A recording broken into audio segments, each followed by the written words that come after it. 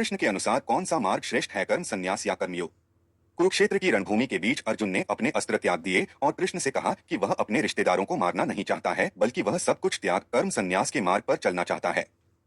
किंतु कृष्ण ने उससे सहमत होने के बजाय उससे कहा कि वह अपने अस्त्र उठाए और यह धर्म युद्ध लड़े।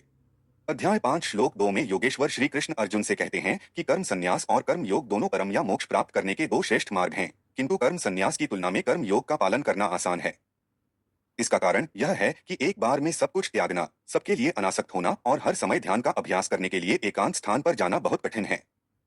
बुद्ध, महावीर और कई अन्य लोग ऐसे थे कि उनके लिए कर्म संन्यास ही एकमात्र मार्ग था और कुछ नहीं, तो उन्होंने इसका पालन किया। अर्जुन की तरह जो अपने रिश्तेदारों को बचाना चाहते हैं, ऐसे कई अन्य लोग हैं जो अपने विविध आसक्तियों के कारण कर्म सन्यासी बनना चाहते हैं, किंतु उनके लिए कर्म योग का पालन करना सरल होगा, क्योंकि वे कर्मों को पूरी तरह छोड़ने के बजाय कर्म कर सकते हैं और कर्म बंधनों से मुक्त हो मोक्ष प्राप्त कर सकते हैं।